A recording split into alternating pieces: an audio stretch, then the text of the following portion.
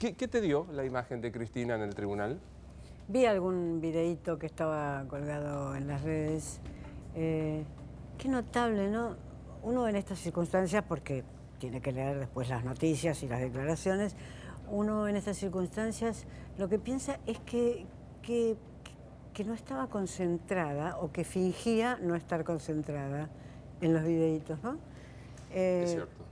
Le estaban leyendo su acusación. Uno puede decir la conocía, su abogado se lo había hecho conocer, pero estaba todo el tiempo con el celular. Me parecía una pasajera de subterráneo. ¿Viste que eso que están todo el tiempo con el celular? Eso me resultó raro.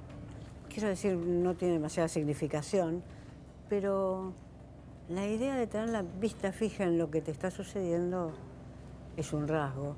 Y la otra cuestión que me llamó la atención es cómo sentó al emblema de la defensa de los derechos humanos y de los desaparecidos a Estela de Carlotto atrás, que es un uso, yo diría, miserable del asunto, al margen de que Estela de Carlotto no fue presionada, me imagino, y debe haber estado muy contenta de poder ir.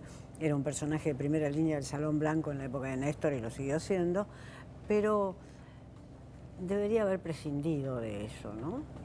Es un guiso demasiado pesado, una denuncia por corrupción, un juicio por corrupción, que todavía tiene que ser probada, pero que es un juicio por corrupción, y quien denunció durante la dictadura militar la desaparición de personas. Es un guiso demasiado pesado eso. ¿Qué crees que pasa? Y me detengo un segundo en Estela, una persona que uno admira por su lucha heroica, sin metáfora de lo que estamos diciendo.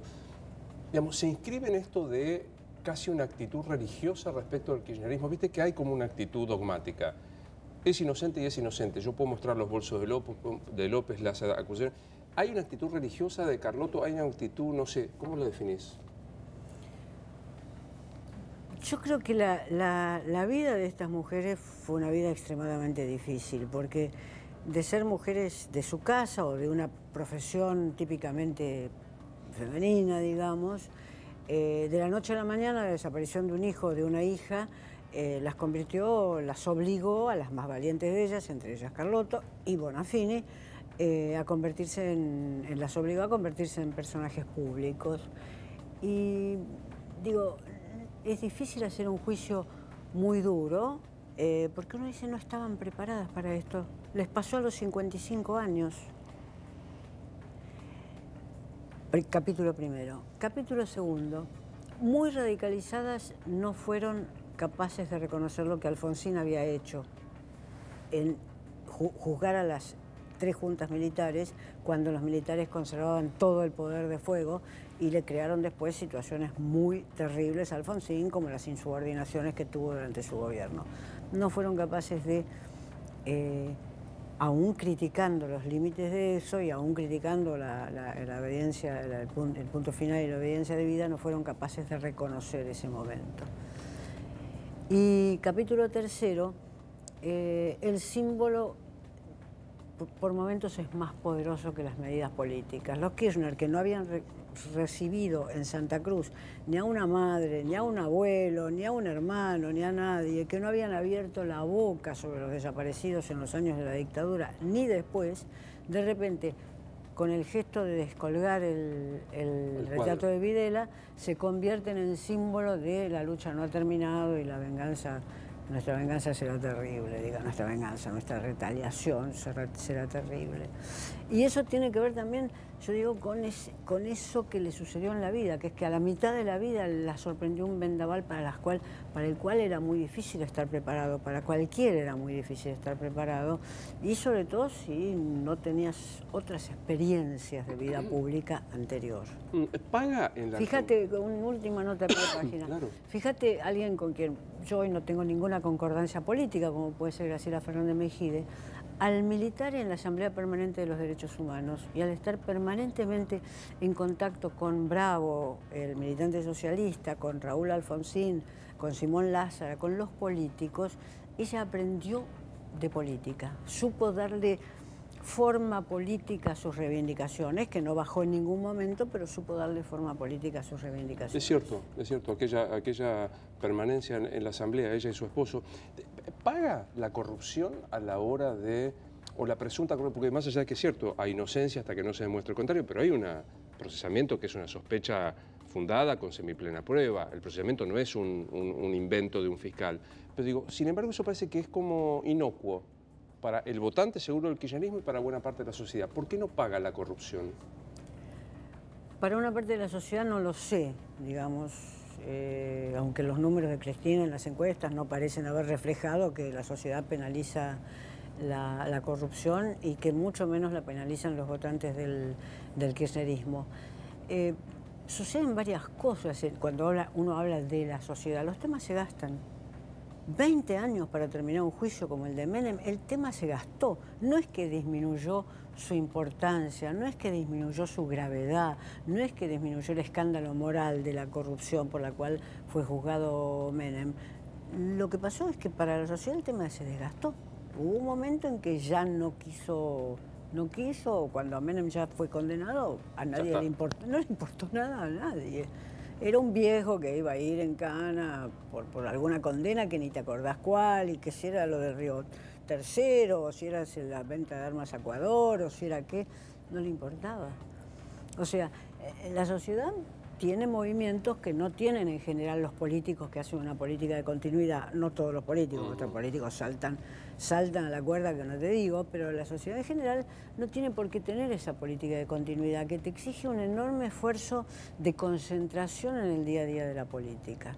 Posiblemente si Cristina es condenada en alguno de estos juicios, que recién por lo que leemos en los diarios puede primero terminar dentro de un año, con la condena que habrá que ver si queda... La casación y de casación a la Corte. Sí, los 20 años de Menem, clásico, digamos. clásico. Los 20 años. Creo que, sí, que Florencia se va a quedar en Cuba para siempre. Bueno, no está mal quedarse en Cuba.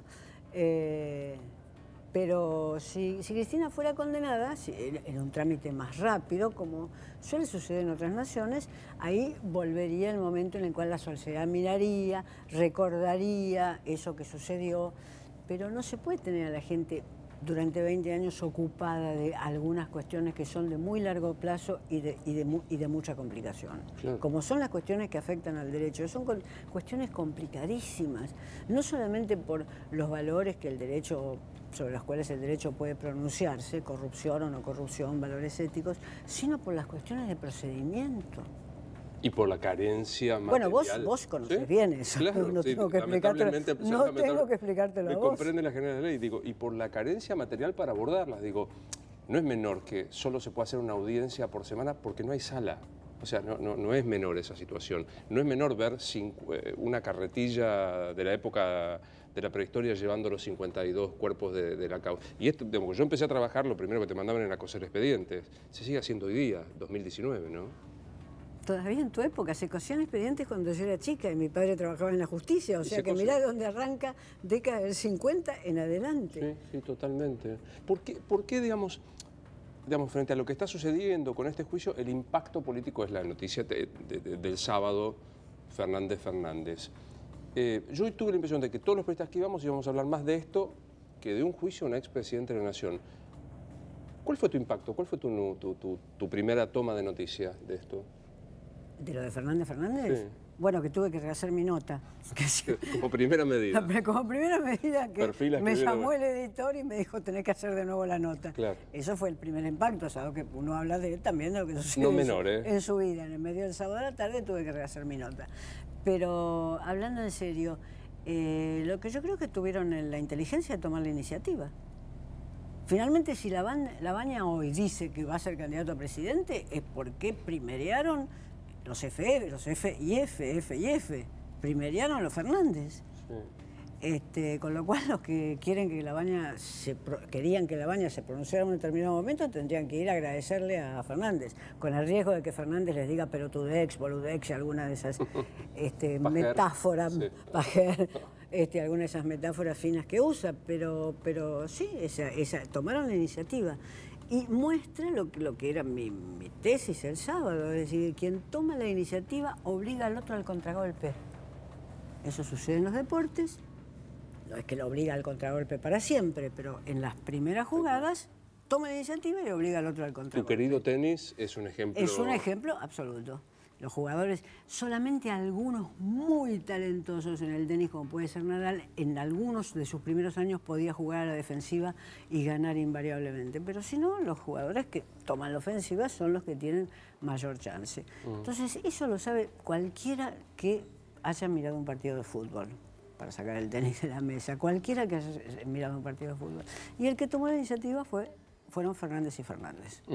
Es casi en el orden de la sospecha, porque esta es la última demostración que todos los que dicen Cristina va a ser, yo sé que Cristina, conozco que Cristina, es la demostración porque nadie estaba en condiciones de decir esto. O sea, los que dijimos eso, mentimos.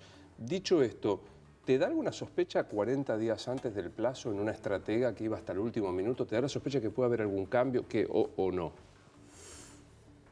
Yo casi diría que en el caso de Fernández, que es un buen táctico, digamos, yo no diría que es un buen estratega, porque su vida política no ha demostrado que es un buen estratega. Vidas políticas que han demostrado ser buenos estrategas son los políticos que han atravesado grandes contradicciones, grandes contrariedades y han podido mantenerse. Digamos, Alfonsín era un gran estratega, sin duda Perón era un gran estratega. Yo creo que Fernández es un gran táctico. Un buen director técnico, digamos, para decirlo de nuevo con el lenguaje deportivo, pero no un director de selecciones, un buen director técnico. Entonces no sé qué se le puede ocurrir. Él debe estar diciendo, mirá lo que los obligamos a los demás, y debe estar esperando el movimiento que haga Massa, que estuvo en un péndulo entre Alternativa Federal y Cristina durante estos meses. Debe estar esperando si Massa decide que le conviene aceptar que va a la provincia de Buenos Aires, porque no creo que se le ocurra que va a disputar dentro del kirchnerismo una PASO, o quizás sí,